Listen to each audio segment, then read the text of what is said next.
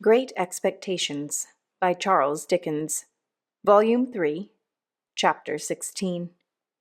He was taken to the police court next day, and would have been immediately committed for trial, but that it was necessary to send down for an old officer of the prison ship, from which he had once escaped, to speak to his identity. Nobody doubted it, but Compeyson, who had meant to depose to it, was tumbling on the tides, dead. And it happened that there was not at that time any prison officer who could give the required evidence. I had gone direct to Mr. Jaggers at his private house on my arrival overnight to retain his assistance, and Mr. Jaggers, on the prisoner's behalf, would admit nothing. It was the sole resource, for he told me that the case must be over in 5 minutes when the witness was there, and that no power on earth could prevent its going against us. I imparted to Mr. Jaggers my design of keeping him in ignorance of the fate of his wealth. Mr. Jaggers was querulous and angry with me for having let it slip through my fingers, and said we must memorialize by, and try at all events for some of it. But he did not conceal from me that although there might be many cases in which the forfeiture would not be exacted, there were no circumstances in this case to make it one of them. I understood that very well. I was not related to the outlaw, or connected with him by any recognizable tie. He had put his hand to no writing or settlement in my favor before his apprehension, and to do so now would be idle. I had no claim, and I finally resolved, and ever afterwards abided by the resolution, that my heart should never be sickened with the hopeless task of attempting to establish one. There appeared to be reason for supposing that the drowned informer had hoped for a reward out of this forfeiture, and had obtained some accurate knowledge of Magwitch's affairs.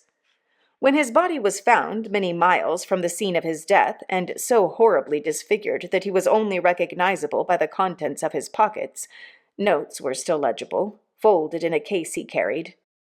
Among these were the name of a banking-house in New South Wales where a sum of money was, and the designation of certain lands of considerable value. But these heads of information were in a list that Magwitch, while in prison, gave to Mr. Jaggers, of the possessions he supposed I should inherit. His ignorance, poor fellow, at last served him. He never mistrusted but that my inheritance was quite safe with Mr. Jaggers' aid. After 3 days' delay, during which the Crown prosecution stood over for the production of the witness from the prison ship, the witness came, and completed the easy case. He was committed to take his trial at the next sessions, which would come on in a month. It was at this dark time of my life that Herbert returned home one evening, a good deal cast down, and said, "My dear Handel, I fear I shall soon have to leave you." His partner having prepared me for that, I was less surprised than he thought. "We shall lose a fine opportunity if I put off going to Cairo, and I am very much afraid I must go, Handel, when you most need me." "Herbert, I shall always need you, because I shall always love you, but my need is no greater now than at another time." "You will be so lonely." "I have not leisure to think of that," said I. "You know that I am always with him to the full extent of the time allowed, and that I should be with him all day long if I could. And when I come away from him, you know that my thoughts are with him." The dreadful condition to which he was brought was so appalling to both of us that we could not refer to it in plainer words. "My dear fellow," said Herbert, "let the near prospect of our separation, for it is very near, be my justification for troubling you about yourself. Have you thought of your future?" "No, for I have been afraid to think of any future." "But yours cannot be dismissed. Indeed, my dear, dear Handel, it must not be dismissed. I wish you would enter on it now, as far as a few friendly words go, with me." "I will," said I. "In this branch house of ours, Handel, we must have a—" I saw that his delicacy was avoiding the right word, so I said, "a clerk." "A clerk, and I hope it is not at all unlikely that he may expand, as a clerk of your acquaintance has expanded, into a partner. Now, Handel, in short, my dear boy, will you come to me?" There was something charmingly cordial and engaging in the manner in which, after saying, "Now, Handel," as if it were the grave beginning of a portentous business exordium, he had suddenly given up that tone, stretched out his honest hand, and spoken like a schoolboy. "Clara and I have talked about it again and again," Herbert pursued, "and the dear little thing begged me only this evening, with tears in her eyes, to say to you that if you will live with us when we come together, she will do her best to make you happy, and to convince her husband's friend that he is her friend too. We should get on so well, Handel." I thanked her heartily, and I thanked him heartily, but I said I could not yet make sure of joining him as he so kindly offered. Firstly, my mind was too preoccupied to be able to take in the subject clearly. Secondly, there was a vague something lingering in my thoughts that will come out very near the end of this slight narrative. But if you thought, Herbert, that you could, without doing any injury in your business, leave the question open for a little while— "For any while," cried Herbert. 6 months, a year." "Not so long as that," said I. 2 or 3 months at most." Herbert was highly delighted when we shook hands on this arrangement, and said he could now take courage to tell me that he believed he must go away at the end of the week. "And Clara?" said I. "The dear little thing," returned Herbert, "holds dutifully to her father as long as he lasts. But he won't last long. Mrs. Wimple confides to me that he is certainly going." "Not to say an unfeeling thing," said I. "He cannot do better than go." "I am afraid that must be admitted," said Herbert. "And then I shall come back for the dear little thing, and the dear little thing and I will walk quietly into the nearest church. Remember, the blessed darling comes of no family, my dear Handel, and never looked into the red book, and hasn't a notion about her grandpapa. What a fortune for the son of my mother!" On the Saturday in that same week I took my leave of Herbert, full of bright hope, but sad and sorry to leave me, as he sat on one of the seaport mail coaches. I went into a coffee-house to write a little note to Clara, telling her he had gone off, sending his love to her over and over again, and then went to my lonely home, if it deserved the name, for it was now no home to me, and I had no home anywhere. On the stairs I encountered Wemmick, who was coming down after an unsuccessful application of his knuckles to my door. I had not seen him alone since the disastrous issue of the attempted flight, and he had come in his private and personal capacity to say a few words of explanation in reference to that failure. "The late Compeyson," said Wemmick, "had by little and little got a bottom of half of the regular business now transacted, and it was from the talk of some of his people in trouble, some of his people always being in trouble, that I heard what I did. I kept my ears open, seeming to have them shut, until I heard that he was absent, and I thought that would be the best time for making the attempt. I can only suppose now that it was a part of his policy, as a very clever man, habitually to deceive his own instruments. You don't blame me, I hope, Mr. Pip? I am sure I tried to serve you with all my heart." "I am as sure of that, Wemmick, as you can be, and I thank you most earnestly for all your interest and friendship." Thank you very much. It's a bad job," said Wemmick, scratching his head, "and I assure you I haven't been so cut up for a long time. What I look at is the sacrifice of so much portable property. Dear me! What I think of, Wemmick, is the poor owner of the property." "Yes, to be sure," said Wemmick. "Of course there can be no objection to your being sorry for him, and I'd put down a £5 note myself to get him out of it. But what I look at is this. The late Compeyson having been beforehand with him in intelligence of his return, and being so determined to bring him to book, I do not think he could have been saved, whereas the portable property certainly could have been saved. That's the difference between the portable property and the owner. Don't you see?" I invited Wemmick to come upstairs and refresh himself with a glass of grog before walking to Walworth. He accepted the invitation. While he was drinking his moderate allowance, he said, with nothing to lead up to it, and after having appeared rather fidgety, "What do you think of my meaning to take a holiday on Monday, Mr. Pip?" "Why, I suppose you have not done such a thing these 12 months." "These 12 years, more likely," said Wemmick. "Yes, I'm going to take a holiday. More than that, I'm going to take a walk.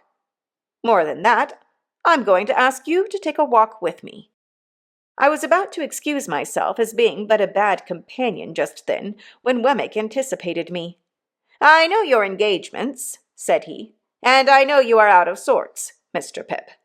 But if you could oblige me, I should take it as a kindness. It ain't a long walk, and it's an early one. Say it might occupy you, including breakfast on the walk, from 8 to 12?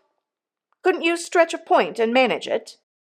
He had done so much for me at various times that this was very little to do for him. I said I could manage it, would manage it, and he was so very much pleased by my acquiescence that I was pleased too. At his particular request, I appointed to call for him at the castle at 8:30 on Monday morning, and so we parted for the time. Punctual to my appointment, I rang at the castle gate on Monday morning, and was received by Wemmick himself, who struck me as looking tighter than usual, and having a sleeker hat on. Within, there were 2 glasses of rum and milk prepared, and 2 biscuits. The aged must have been stirring with a lark, for, glancing into the perspective of his bedroom, I observed that his bed was empty. We had fortified ourselves with the rum and milk and biscuits, and were going out for the walk with that training preparation on us. I was considerably surprised to see Wemmick take up a fishing rod and put it over his shoulder. "Why, we are not going fishing," said I. "No," returned Wemmick, "but I like to walk with one." I thought this odd. However, I said nothing, and we set off. We went towards Camberwell Green, and when we were thereabouts, Wemmick said suddenly, "Halloa! Here's a church." There was nothing very surprising in that, but again I was rather surprised when he said, as if he were animated by a brilliant idea, "Let's go in." We went in, Wemmick leaving his fishing rod in the porch, and looked all round. In the meantime, Wemmick was diving into his coat pockets and getting something out of paper there. "Halloa!" said he. "Here's a couple of pair of gloves. Let's put them on." As the gloves were white kid gloves, and as the post office was widened to its utmost extent, I now began to have my strong suspicions. They were strengthened into certainty when I beheld the aged enter at a side door, escorting a lady. "Halloa!" said Wemmick. "Here's Miss Skiffins. Let's have a wedding." That discreet damsel was attired as usual, except that she was now engaged in substituting for her green kid gloves a pair of white. The aged was likewise occupied in preparing a similar sacrifice for the altar of Hymen. The old gentleman, however, experienced so much difficulty in getting his gloves on that Wemmick found it necessary to put him with his back against a pillar, and then to get behind the pillar himself and pull away at them, while I, for my part, held the old gentleman round the waist, that he might present an equal and safe resistance. By dint of this ingenious scheme, his gloves were got on to perfection. The clerk and clergyman then appearing, we were ranged in order at those fatal rails. True to his notion of seeming to do it all without preparation, I heard Wemmick say to himself as he took something out of his waistcoat pocket before the service began, "Halloa! Here's a ring."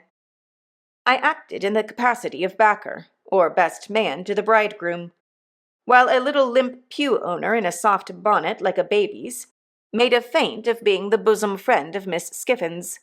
The responsibility of giving the lady away devolved upon the aged, which led to the clergyman's being unintentionally scandalized, and it happened thus. When he said, "Who giveth this woman to be married to this man?" the old gentleman, not in the least knowing what part of the ceremony we had arrived at, stood most amiably beaming at the 10 Commandments. Upon which the clergyman said again, "Who giveth this woman to be married to this man?"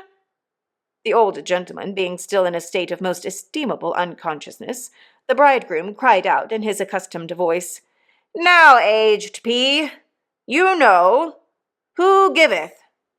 To which the aged replied with great briskness before saying that he gave.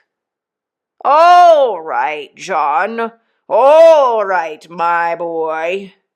And the clergyman came to so gloomy a pause upon it that I had doubts for the moment whether we should get completely married that day.